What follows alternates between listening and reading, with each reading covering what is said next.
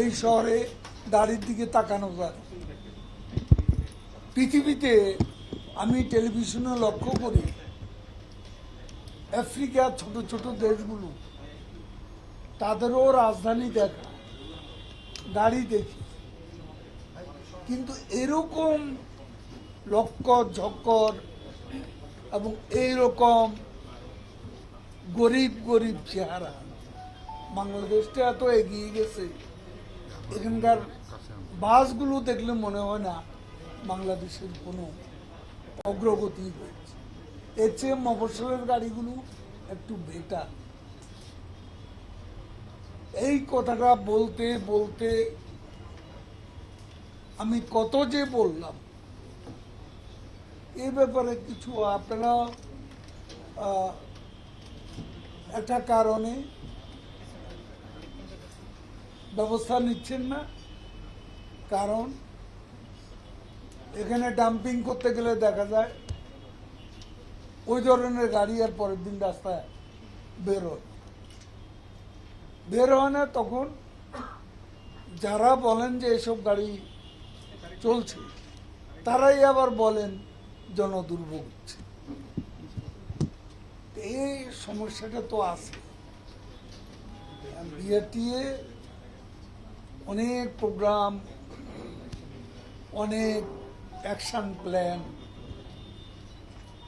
আইনও আমরা করেছি একটা।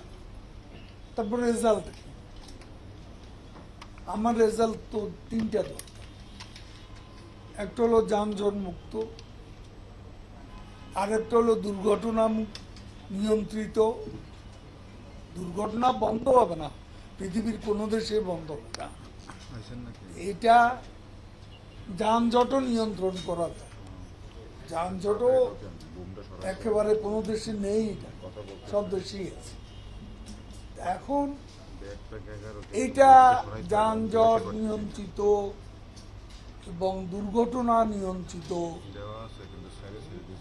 কিছু আমরা যদি না করতে পারি এবং সড়কে পরিবহনে শৃঙ্খলা যদি না আসে,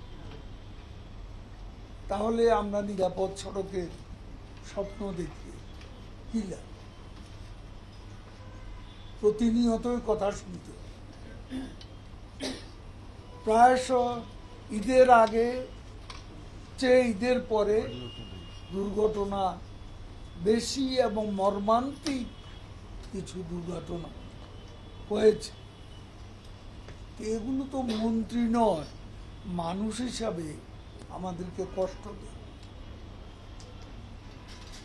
এটা যদি এই মন্ত্রণালয়ের দায়িত্বে আছে এতদিন, এখানে যদি এই বছর ঈদে যে যানজট এবং দুর্ঘটনা আগামী বছর এর চেয়ে কম হবে, সেটি তো টার্গেট। এই বছরের তুলনায় নেক্সট ইয়ার আরো কম হবে, তারপর বছর আরো কম হবে।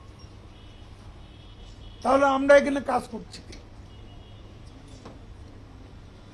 আমাদের টিম ওয়ার্কের সফলতাটা কোথায়?